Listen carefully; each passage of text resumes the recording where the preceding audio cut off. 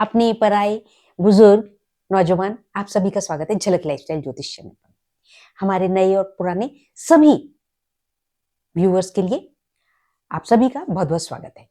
आज बात करने वाले हैं हम, अगर आपकी जेमिनी या मिथुन राशि है, उसमें आपका चंद्रमा है 3 नंबर में, अगर आपका चंद्रमा है या 4 नंबर में अगर आपका चंद्रमा है तो, और आपके सप्तम स्थान में सूर्य है तो तब कैसे पार्टनर होंगे, शादी ब्याह में किस तरह की समस्याएं आ सकती हैं, उस पर बात करते हैं।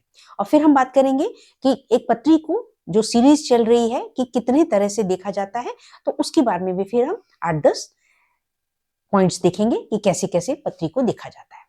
आइए, अगर आपकी चंद्र राशि जो है मिथुन है, 3 नंबर में आपका चंद्रमा है, तो आपका जो सप्तम स्थान हुआ उसमें 9 नंबर की राशि हुई। और 9 नंबर में अगर आपके सप्तम, हम बात कर रहे हैं जब सप्तम स्थान में सूर्य है तो कैसा रहेगा। तो देखिए, चंद्रमा जब मिथुन राशि में है तो पर्सन बहुत इमोशनल होता है, लेकिन इमोशनल के साथ साथ पॉजेसिव भी होता है, और वह शो ऑफ भी करता है अपने अफेक्शन को या अपनी फीलिंग्स को, बड़ी जल्दी वो जताते भी हैं, बताते भी हैं। लेकिन जो 9 नंबर की राशि है वह धनु राशि है, गुरु ग्रह की राशि है, तो वहां पर क्या है, फायरी राशि है। आपने अक्सर सुना होगा कि जैसे जो हमारे गुरु लोग, आचार्य लोग थे, वो बड़े गुस्सैल हुआ करते थे। हमारे ऋषि मुनि जो है गुस्सैल हुआ करते थे, तो जरा सा भी अगर शिष्य से गलती हुई तो नाराज हो गए या श्राप दे दिया। तो गुरु ग्रह की राशि है जो कि अग्नि तत्व की राशि कहलाती है, उसमें सूर्य है और सूर्य अपने आप में गर्म है। तो ऐसे में आप देखिए, वो हो गया सप्तम स्थान। तो ऐसे में क्या हुआ कि जो पार्टनर होगा, चाहे पति है चाहे पत्नी है, वो बहुत फायरी होंगे। छोटी छोटी बात पे नाराज हो जाना, तुनक मिजाजी करना, किसी भी बात को लेकर के एकदम से फटाक से बोल दिया। जैसे खाना बना, अभी एक पीस मुंह में डाला भी नहीं होगा, उसका टेस्ट भी नहीं आया और रिएक्शन दे दिया एकदम से, अरे क्या बकवास सब्जी है, अरे नमक कम है या बहुत तेज है। और अगर बाद में खाना खाया तो चाहे बाद में खाना खाने के बाद कह दे कि यार खाना तो बड़ा टेस्टी था, बहुत अच्छा था, आज तो बहुत मजा आ गया खाना खा के। सो दिस इज द जो एक्सप्रेशन है वो बहुत ज्यादा, देखिए एक्सप्रेशन दोनों ही जगह है। अब वहां चंद्रमा की वजह से है और यहाँ पे जो है सूर्य की वजह से है। लेकिन क्या है कि वहां पे चंद्रमा की वजह से पॉजेसिव बिहेवियर है पार्टनर का, लाइफ पार्टनर का, और पति या पत्नी हो, और यहाँ पे सप्तम स्थान में धनु राशि में सूर्य होने की वजह से बहुत ज्यादा जो है अफेक्शन है, लविंग केयरिंग होंगे, लेकिन वो जताते नहीं है, उनसे बोला नहीं जाएगा। वो उस एहसास को अपने आप में फील कर रहे हैं, वो पार्टनर से शेयर नहीं करेंगे, कह नहीं पाएंगे। और जो मिथुन राशि वाला है वो एक्सप्रेस भी करेगा और एक्सपेक्ट भी करेगा कि सामने वाला भी एक्सप्रेस करे, है ना। अगर कुछ अच्छा लगा है तो उसके लिए थैंक्स भी बोले, उसके लिए अच्छा भी बोल दे, कुछ ना कुछ कॉम्प्लीमेंट भी दे। लेकिन धनु राशि वाले में, धनु में अगर सूर्य है तो वह व्यक्ति ऐसा नहीं होगा। तो ये दोस्तों अपने आप में एक नेगेटिव पॉइंट भी हो जाता है। और अगर ऐसे केस में दोनों में से किसी पार्टनर का गुरु ग्रह अगर वक्री है, या शनि ग्रह जो है वह वक्री है, या शनि अगर 12 राशि में बैठे हुए हैं, पाइसीज में बैठे हुए हैं, 12 जो राशि है वह अगेन गुरु ग्रह की राशि है, गुरु ग्रह की दूसरी राशि है, और अगर शनि वहां बैठे हुए हैं तो ऐसी पोजीशन में डाइवोर्स की नौबत आ जाती है। क्योंकि वो जो कन्फ्लिक्ट है वो मन में जो है कसमसाहट जो है बढ़ती रहती है, बढ़ती रहती है, बढ़ती रहती है। एक पार्टनर जो है, जो चंद्रमा वाला पार्टनर है वो, लेकिन क्या है कि चंद्रमा और सूर्य दोनों आमने सामने हैं, तो इस वजह से जिसकी पत्री है, जिसकी चंद्रमा जो है मिथुन राशि में है, वह भी, उसको आप कहें कि इगोइस्ट, जो मैंने कहा कि पॉजेसिव, क्योंकि यहाँ पे जेमिनी है इसलिए बहुत ज्यादा ईगो हम नहीं कहेंगे, ओवर पॉजेसिवनेस हम कहेंगे, है ना, या ओवर प्रोटेक्टिवनेस हम कहेंगे, या ओवर केयरिंग भी वो व्यक्ति हो सकता है, जिसकी वजह से जो दूसरा व्यक्ति है जिसका सूर्य सेजिटेरियस में है, धनु राशि में है, वो इर्क हो सकता है, इरिटेट हो सकता है। तो क्या है, इस तरह से जो है वे बैलेंस बिगड़ रहा है। देखिए तो जो एट्रीब्यूट्स हैं, जो कैरेक्टरिस्टिक्स हैं, वो ऑलमोस्ट सेम हैं, ठीक है। लेकिन क्या है कि वहां चंद्रमय है और यहाँ पे सूर्य की वजह से और राशियों की वजह से जो है वो डिसबैलेंस हो रहा है, रिलेशनशिप जो है डिसबैलेंस हो रहा है। कुछ परिवार ऐसे भी होते हैं कि जहां पे हर चीज है, धन है, वैभव है, पति पत्नी है, बच्चे हैं, सब कुछ है, लेकिन क्या है फिर भी आपस में जो म्यूचुअल एक हैप्पीनेस है, that happiness of the marriage is not there. चाहे वो घूमने फिरने भी जा रहे हैं, सब कुछ सुख सुविधाएं हैं, घर भरा पड़ा है सामान से, मेटेरियलिस्टिक गेन्स भी हैं, लेकिन ये जो एक दूसरे के साथ शेयरिंग है, जो एक दूसरे की अंडरस्टैंडिंग, एक दूसरे की फीलिंग्स को, इमोशंस को फील करना, उसके साथ कंपैटिबिलिटी दोनों की नहीं बैठ रही है, दोनों एक दूसरे को अंडरस्टैंड नहीं कर पा रहे हैं, तो वहां पर डाइवोर्स की सिचुएशन आ जाती है। और बहुत फिर सरप्राइजिंग लगता है रिलेटिव्स को और लोगों को कि अरे यार इनको क्या प्रॉब्लम है, सब कुछ तो है इनके पास, फिर इनका डाइवोर्स क्यों?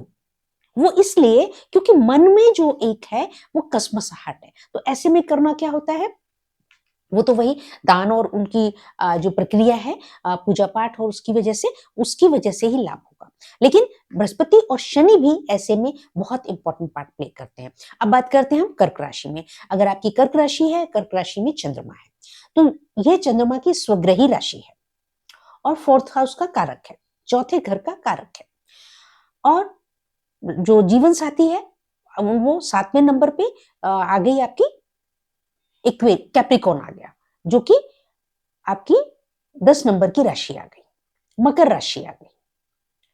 अब दोस्तों मकर राशि में सूर्य का होना और सामने से चंद्रमा का उसको देखना, मकर राशि वह एक अपने आप में बहुत तरीके से बैलेंस भी होती है, लेकिन सूर्य जो है क्योंकि शनि की राशि है तो वह शुभता वहां नहीं देते हैं। हालांकि 7th हाउस में है, केंद्र में स्थित है, तो हो सकता है व्यक्ति की सरकारी नौकरी भी हो, और ऐसे व्यक्ति हल्के से सांवले होंगे, चाहे पति है चाहे पत्नी है, वह हल्के से सांवले कलर के होंगे, कॉम्प्लेक्शन उनका होगा। तो वहां पे सूर्य जो है वह शनि के साथ कंफ्लिक्ट होने के साथ बहुत ज्यादा ईगोइस्ट हो जाता है। ऐसा इंसान जो पति या पत्नी जो भी होगा वह ईगोइस्ट होता है। तो जिसका चंद्रमा कर्क राशि में है उसको बहुत ज्यादा अंडरस्टैंडिंग, क्योंकि वो बहुत ज्यादा इमोशनल है, क्योंकि जली राशि में है, जल तत्व की राशि है, तो वो बहुत ज्यादा जो है वहां पे इमोशनल है, और वो जो है इनके साथ में उनका भी सेटिंग नहीं बैठ पाता है।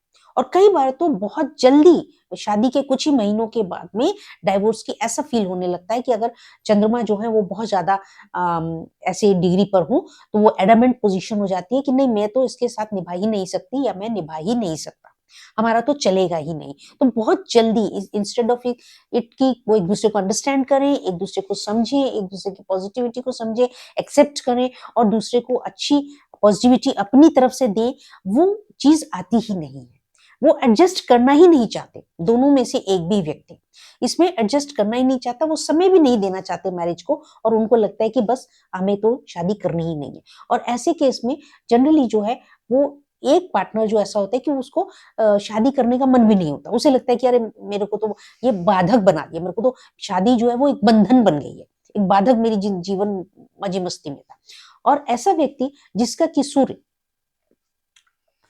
10 नंबर की राशि में है, तो वह इंसान जो है ऐसा भी हो सकता है, और जिसका कर्क में चंद्रमा है वह दोनों ही ऐसे भी हो सकते हैं कि दोनों में से कोई एक पार्टनर जो है वह बहुत ज्यादा धर्म कर्म पूजा पाठ में इंटरेस्ट रखता हो, तो उसका शादी में एज इट इज कोई इंटरेस्ट था ही नहीं, वो पूजा पाठ में बहुत ज्यादा उसका ध्यान रहता है, इसलिए उसको शादी जो है एक बर्डन लग रही है, एक वह भी एक वजह होती है।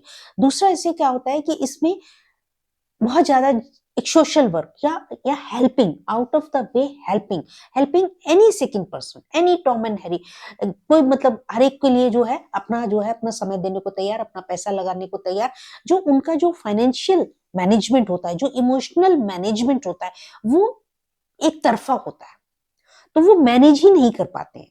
तो उनको इस बात का एहसास नहीं होता कि अब हमारी शादी हो गई है, तो हमारा फर्स्ट जो इमोशनल, फाइनेंशियल, सोशल, स्पिरिचुअल जो हमारी फर्स्ट जिम्मेदारियां हैं या हमारी रिलायबिलिटी है या इन्वॉल्वमेंट है, वो हमारी एक दूसरे को प्रति होते हुए होना चाहिए। अगर स्पिरिचुअल सोशल भी है तो आप पति पत्नी हैं, तो आपके जीवन साथी एक दूसरे का, तो आपको उस हिसाब से आपको चीजों को लेकर के चलना है।